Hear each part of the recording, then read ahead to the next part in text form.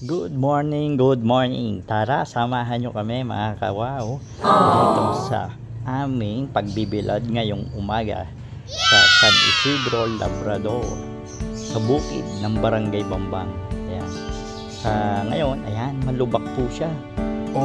So, siyempre gawa po ng ulang kahapon ng napakalakas, kaya naglusak ang aming dinaanan. Kaya kami nag-iingat dahil siyempre kasama ko ang aking anak at ang aking pamangkin na si Prince. So, tara samahan nyo kami sa aming destinasyon kung saan kami magbibilad ng aking anak. At ayan na nga, nandito na kami sa aming destinasyon sa pangalawang patubig dito sa Barangay Bambang. Ayan, kasama namin ang aming service na motor na si Bumblebee. Kaya ayan, mga ka-Ediwaw, si Bumblebee. Kaway-kaway dyan, Bumblebee. Ayan, medyo maganda ang simoy ng hangin dito ngayong umaga. Gawa siguro ng pagkakaulang kahapon ng halos napakatagal. Ayan, hinubaran ko na po ang aking anak at si Prince para yung sikat ng araw ay kanilang damandama. Mga ka-Ediwaw, sa nakikita nyo po yung paligid namin ngayon. Ayun, yung napakataas na mahaba na yon. Iyan po ang ginagawang Bulacan Airport dito sa ating bayan. Ayan, napakalaki na po ng kanilang natatambakan na yan. Kung makikita nyo po, medyo may kalapitan na rin po siya rito. Ayan, pero hindi natin alam kung hanggang kailan matatapos yung airport na yan. Dahil sa airport na yan, makikita nyo rin po ang ating kapaligiran na wala ng palay at ang mga puno ay tuyong-tuyo na dahil pinasok na po tayo ng tubig alat. Kaya ang mga puno ay natuyot. Makikita nyo po sa aming paligid ay yung lahat po ng nakikita nyo berde na yan ay hindi po yan damo, kundi yan po ay dampalit. Kaya sa mga naggagawa ng atsara dyan, kung gusto nyo po makahanap ng dampalit, dito lang yan sa Barangay Bambang. Kaya ayan, nagbibilad po ang aking anak. Daman-daman nila ang sikat ng araw. So kaya ako siya binilad, gawa nga po na para tumibay at lumakas ang kanyang katawan at ang pulmon. Sige, si Prince, tuwan-tuwa rin. Sige anak, dampot. Pero dahan-dahan lang, baka mamaya just na yung madampot mo, mabawi yun. Paul Austin. Tuwan-tuwa ang bata. Ang sarap maging bata. Ayan po si Haring Araw. Parating na siya. Ayan, tuwan-tuwa po ang aking anak.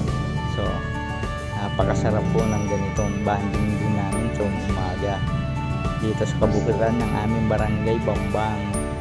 Ayan, tuwan-tuwa. Sige, dampot anak, baka mamaya just na yung madampot mo ha. Ayan, inabot na nga kami ng init, kaya kami amin nang uuwi sa aming bahay. Kaya tara, samahan nyo kami pabalik sa aming munting tahanan. Tapos kami muli nagdahan-dahan sa aming pag-uwi. Baka kung kailan kami pauwi, doon pa kami madisgrasya. Wag naman sana. Makikita nyo na naman po ang aming dinaanan pabalik sa aming tahanan. Tara! Ayun, at nandito na kami sa kalagitnaan ng aming paglalakbay. Nakikita nyo po, ayun po ang bahay. Ayan ang Cora at mga Indome. Ayan sila tuwing umaga. Kanina nadaanan natin si Indome, nadaan. Ayun, nag-uusap sila habang nagbobomba ng poso. Ayan, oops, dahan-dahan ulit tayo. Malapit na tayo sa kapatagan ng daan dito sa ating paglalakbay. Nakikita niyo po, lubog sa tubig ang mga titap ng bukid. At ayan na nga, nandito na tayo sa patag.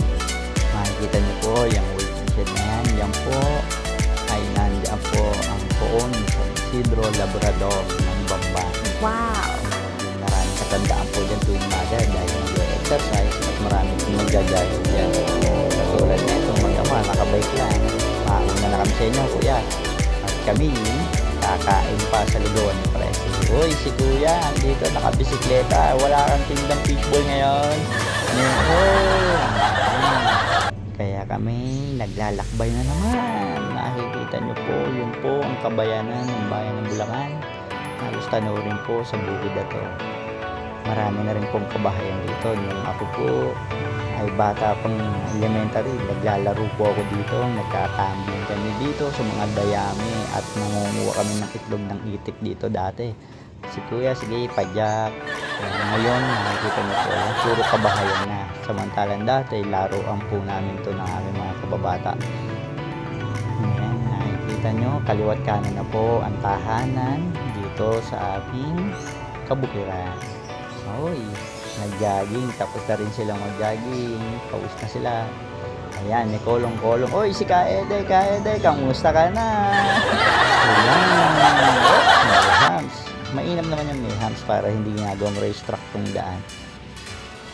Kaya tara, samahan nyo kami. Kami naman ay tutungo sa lugawan ni Prese sa Purok 2. Napakasarap kasi ng lugaw doon, kaya namin naisipan pumunta. At ayan na nga, nandito na tayo sa lugawan ni Presi.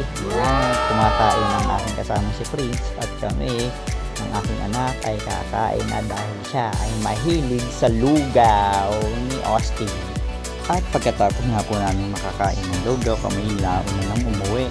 At nauna na po ang aking anak sa kwarto dahil siya po ay napagod. Kaya siya po ay nakatulog habang nakaangkas sa akin sa motor. Kaya pinauna ko nang pumasok sa kwarto si Austin. Tulog ang bata, napagod, kaya bibilad. At syempre, naglilibang na ng iPad si Prince. Ayan ang aking anak. At sa wakas kami nakatapos na naman. Kaya maraming salamat po sa pagsama sa aming pagbibilad at paglalakbay ngayong araw. Maraming salamat po.